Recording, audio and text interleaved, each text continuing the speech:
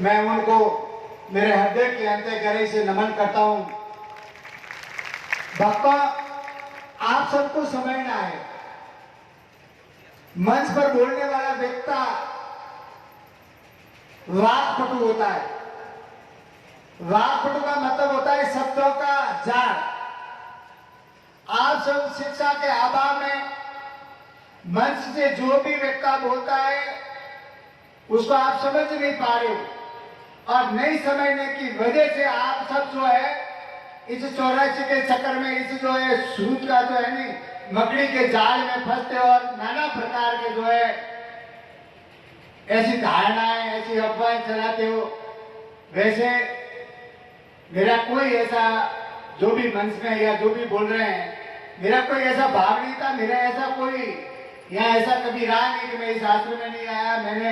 यहाँ राजेश्वर भगवान के दर्शन नहीं किए, तो कोई प्रोग्राम आयोजन नहीं किए। मेरा ये कि थोड़ा सा है कि हमारे प्रभु जी ने, संत राजाराम जी महाराज साहब ने शिक्षा की बात कही है। हम सब उस गुरु शिष्य परंपरा से जुड़े हुए तमाम जितने जो संत हैं, चाहे शिकारपुरा में रहते हैं, चाहे सेंडा में रहते हैं, चाहे अन्य गुजरात में रहते हैं, जहां कहीं भी रहे, हम हमारे प्रभु जी ने संत राजाराम जी महाराज साहब के उपदेशों को सर्वप्रथम अपने जीवन में अंगीकार करें, और जीवन में अंगीकार करने के बाद में जनता को प्रेरित करें और प्रेरणा दें और उनको अपनाने के लिए बाध्य करें, तो हमारा संत का जीवन सार्थक है, वरना जीवन हमारा कोई मतलब ही नहीं रखता है। मेरा विरुद्ध सिर्फ जो है, आपने देखा होगा जब हमारे प्रभु जी ने दादा गुरु देवाराम जी महाराज साहब का आशीर्वाद मुझे प्राप्त हुआ, और सदगुरु श्री कृष्णाराम जी बाप जी की अमी दृष्टि, पावन कृपा, पावन प्रेरणा से मुझे आप सब लोगों का ये सेवा करने का जो सौभाग्य प्राप्त हुआ, तो सर्वप्रथम मैंने जो भी संकल्प ये लिया था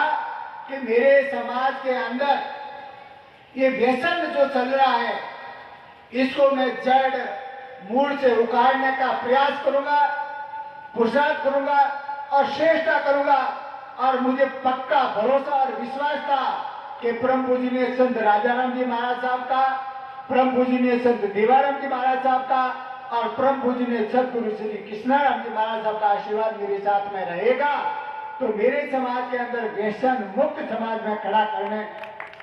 का एक मानस और मेरा सपना है, वो साकार होगा। इसलिए मैंने सबसे पहले मंच से ये संकल्प किया था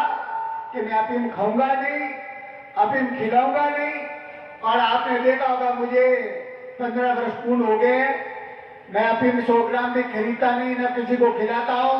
और जो खाता हूँ सभी बुजुर्गों से आग्रह करता हूँ कि आप अपने बच्चों पर दया कीजिए। आप अपने बच्चों पर दया न करते हो तो हमारे ऊपर कीजिए, हमारे समाज के ऊपर दया कीजिए। पर इस समाज को, इस महामारी जिसको कहते हैं, या जो असाध्य बीमारी जिसको कहते हैं, ये जो कुरीति और कुरिवाज है, जिसको अफीम से ही हमारे समाज के अंदर महत्वपूर्ण यानी बड़ी सभा का सर्टिफिकेट दिया जाता है या इसकी शोभा की जाती है, मैंने कहा आप इसको छोटा करने का प्रयास कीजिए। मुझे संघर्ष करना पड़ा, पर मुझे हमारे समाज के परम पूज्य ने संत कृष्णाराम जी महाराज साहब के जो अंगी थे, उनका व्यापारियों का मुझे भरसक सहयोग मिला, और सहयोग मिलने के बाद में ये जो मैं निरंतर प्रयास करता है, आज मुझे कुछ सफलता मिली है। और मैं तमाम जितने पंडाल में हमारे समाज के जितने अग्रणी मुख्य जो पंच विराजमान है, समाज के हमारे शिक्षाविद है, समाज के व्यापारी गण है, समाज के राजनेता, उन सबसे पुनः आग्रह करता हूं कि हमारे समाज में जहां भी कोई भी शुभ प्रसंग आयोजन होता है, वहां पर हमारे समाज का आयोजन व्यसन मुक्त रखा जाए, और वहां पर आपका आगमन हो, वहां पर आना आपका आगमन हो, और जहां पर अफीम सत्य वहां पर अपन न जाए, तो हमारा समाज हमारे प्रभु जी ने संत श्री राजाराम जी महाराज साहब की कल्पनाओं के अनुरूप बन पाएगा, वरना बहुत समय लग जाएगा। और अगर ज्यादा समय लग जाता तो हमारा समाज जितने समय तक लगता है उससे डबल नुकसान में जाता है। मैं उदाहरण के तौर पर आपको समझा देता हूं, अगर मैं आप लोगों से अगर ये डरता कि अगर मैं अफीम करूंगा तो मुझे ये दरवाजा नहीं देंगे, ये पैसे नहीं देंगे, तो शायद परम पूज्य संत राजाराम जी महाराज साहब की असीम कृपा से, संत देवाराम जी महाराज साहब की असीम कृपा से, संत कृष्णाराम जी महाराज साहब की असीम कृपा से अगर मैं 40 साल, मैं जब ये सेवा से संभाली तब मेरी 38 वर्ष की उम्र थी, और मैं मानता हूं अगर मैं 40 वर्ष अगर जीता और आपको अपन खिलाता, और उसके बाद में अगर हो सकता है समय के अनुकूल हमारा कोई भावी उत्तराधिकारी आने वाला अगर अच्छी सोचता जो अभी मैंने सोची है और वो प्रयास करता, तो मैं 40 साल आपको जो गर्त में ले जाता, और 40 साल वो बेचारा मेहनत करता करता वह आज जिस मुकाम तक मैं दूंगा वहां तक वो आता, 80 साल हमारा समाज पीछे रह जाता। और हमने ये प्रयास किया कि हमारे समाज को अति शीघ्र इस समय की दौड़ के साथ में, इस समय की स्पर्धा के साथ में इस समाज को क्यों नहीं खड़ा किया जाए, और खड़ा जब होगा हम हमारे प्रभु जी ने सदगुरु संत राजाराम जी महाराज साहब के उपदेशों को अपने जीवन में अंगीकार करेंगे। मैं शिक्षा के क्षेत्र में ज्यादा नहीं कहूंगा क्योंकि हमारे पूर्व वक्ताओं ने शिक्षा के बारे में आपको संपूर्ण जानकारी दे दी है, फिर भी मैं इतनी बात आपको जरूर कहूंगा कि हमारे प्रभु जी ने संत राजाराम जी महाराज साहब ने अपने श्री मुख से ऐसा फरमाया था कि शिक्षा सम कोई धन नहीं सब ऊंचो दान, भ्राता भागने नहीं सके सोर न आने छी। हमारे प्रभु जी ने संत श्री राजाराम जी महाराज साहब ने अपने श्री मुख से ये कहा था कि इस शिक्षा के समान न माणक है, न मोती है, न हीरा है, न पन्ना है, न गाड़ी घोड़ा है, न फार्म हाउस है, ये सब समान इस शिक्षा के आगे गौण व धूल के समान है। आपके पास में ये माणक है, मोती है, हीरा है, पन्ना है, गाड़ी घोड़ा है, और शिक्षा रूपी अगर धन नहीं होगा तो कोई भी वर्तमान समय का पढ़ा लिखा विद्वान वात पटु आपको ठग कर ये धन आपसे ले जाएगा। और अगर आपके पास में शिक्षा रूपी धन होगा तो कोई भी व्यक्ति जब आपसे बात करेगा तो आपको समझ में आ जाएगी कि ये बंधु, ये भाई क्या कहना चाह रहा है और क्या बोल रहा है। उदाहरण के लिए हमारे कपड़े नापने के लिए मीटर आता है, दूध नापने के लिए लीटर आता है, और व्यक्ति की बुद्धि को नापने के लिए शिक्षा रूपी पैरामीटर होता है। इसलिए आप सभी जो जितने हमारे प्रभु जी ने गुरुवार संत राजाराम जी महाराज साहब के जितने जो अनुयायी है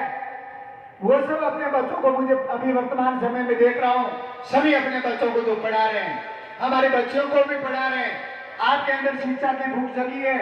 शिक्षा के अंदर आपके समाज के अंदर प्रतिस्पर्धा है, आप इसमें लगे रहे। इस लगने के साथ में एक विशेष बात का ध्यान देना पड़ेगा, जो हमारे नारी शक्ति जो है विजय लक्ष्मी जी ने जो बात कही थी, इन्होंने सारा दोष जो है आप पुरुषों के ऊपर मंड रखा था।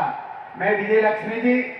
नारी को सब मान मानते हैं और नारी को सब हीरो के काल मानते हैं, और मैं ही मानता हूं क्योंकि नारी से जो हमारे मर्यादा पुरुषोत्तम श्री राम जी का जन्म हुआ है, कृष्ण भगवान का जन्म हुआ है, और मंच पर जितने जो हमारे समाज के जो शुभचिंतक है, राजनेता या शिक्षाविद है, यानी मैं भी हूं, मैं भी एक नारी के गर्भ से पैदा हुआ, तो नारी को कोई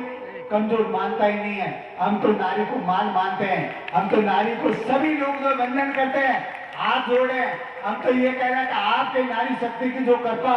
वर्तमान में हमारे जो चेलों के ऊपर है वैसी बनी रहे, जैसे अनुशासन में हमारी नारी शक्ति रह रही है वैसी रहे, तो हम सब जितने जो बुद्धिजीवी उनको वंदन करते हैं और वंदन करते रहेंगे। और विशेष हमारी नारी शक्ति को एक ब्राह्मण है, वो ब्राह्मण जो आपने कही थी वही है। वो क्या है? अभी वर्तमान समय में आपने देखा होगा हमारे प्रभु जी ने संत श्री राजाराम जी महाराज साहब ने शिक्षा का अलग उन्होंने जगह ही बुगल बजाया, और संत देवाराम जी महाराज साहब ने गांव गांव ठाणे ठाणे आकर आपको जगाए। हमारे शिक्षा प्रेमी संत श्री कृष्णराम जी महाराज साहब ने तो पूरे हिंदुस्तान को ये किया और उन्होंने शिक्षा की अलग जगाई। आज जगाने के बाद में हमारा समाज जगा है, जगने के बाद में इन्होंने नारी शिक्षा के लिए, बच्चों की शिक्षा के लिए प्रयास किया है। अभी हमारा जो है रिजल्ट जो आ रहा है नारी शिक्षा का, आप रोजाना जो व्हाट्सएप पर देख रहे हैं, हमारे समाज की बच्चियां पढ़ अदर कम्युनिटी के अंदर, दूसरी समाज के अंदर लव मैरिज कर दिया, किसी के साथ में भाग जाती है। ये मैं आप सभी नारी शक्ति से और विजय लक्ष्मी जी आपसे मैं प्रार्थना करता हूँ, आप इनको गांव गांव में जाइए, इन नारियों को जगाइए, बच्चों को जगाइए और इनको सचेत कीजिए कि हे बेटा, हे बेटी, तू किस परिवार की है, तू तेरे दादा का, तेरे नाना का, नानी का, तेरे मामा का, बुआ का, और परम पूज्य ने संत राजाराम जी महाराज साहब की गरिमा की तरफ थोड़ा ध्यान देना बेटा। तभी हमारे समाज के अंदर अभी वर्तमान समय में जो शिक्षा के प्रति जो लगन लगी है, जो शिक्षा के प्रति जो होड़ लगी है, और उसी होड़ के अनुरूप आज इस सैंडा के जो है कन्या गुरुकुल के अंदर 1200 जो बालिका हमारी शिक्षा रत अध्ययन कर रही है, उसकी संख्या और बढ़ने की संभावना है और निश्चित बढ़ेगी। पर अगर विजय लक्ष्मी जी आप नारी शक्ति को नहीं जगाओगे और नारी शक्ति अगर ये अलग नहीं जगाएगी और अपने बच्चों को साथ सेट नहीं करेगी तो मुझे खतरा लग रहा है। क्योंकि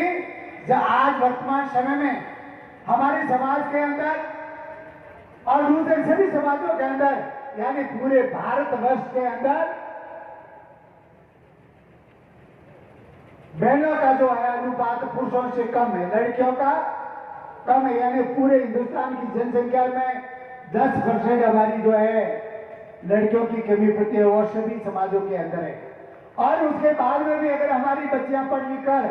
किसी दूसरे समाज के लड़के के साथ में अगर चली जाती है, भाग जाती है और वो कहती मैं आपको नहीं जानती हूँ, हमें भी कह देती कि मेरा कोई गुरु नहीं है, तो हमें बड़ी शर्म आती है, लज्जा आती है। ऐसे दृश्य आपने देखा है, मैं देख रहा हूं रोजाना। और मैं सभी जितने समाज के नौजवान हैं और समाज प्रेमी है जो जाति प्रेम के प्रति मोह रखते हैं, मैं उन सभी से ये आग्रह करता हूं कि जैसे राजपूत समाज से कुछ प्रेरणा लीजिए, जाट समाज से कुछ सीखिए, विष्णु समाज से कुछ सीखिए और कुछ अन्य समाजों से सीखिए। और जैसे उन्होंने उनके समाज के अंदर जो कंट्रोल किया है, जो अच्छे काम कर रहे हैं, वो काम आप ही कीजिए। अरे हमारा लड़का हमारे देश के लिए जो है शहीद हो जाता है तो समाज के लिए क्यों नहीं शहीद होना पड़े। अगर कोई कहीं गलती होती है तो आपको राजपूत समाज से प्रेरणा लेनी है। अगर आपको कहीं गलती नजर आ रही है तो आपको जाट समाज से प्रेरणा लेनी है। और कहीं और नजर कमी आ रही है तो आप विष्णु समाज से भी प्रेरणा ले सकते हैं और उनके सिद्धांतों को अपने जीवन में अंगीकार करोगे तो न तो लड़की आपकी जाएगी, न अन्य समाज का कोई भी लड़का आपकी सम बच्ची को ले जाने की हिम्मत करेगा। अगर आप डुगू जैसे कमजोर बैठे रहे टायरों की भांति तो ये सारी घटनाएं घट रही है, निरंतर घटती जाएगी। हमारे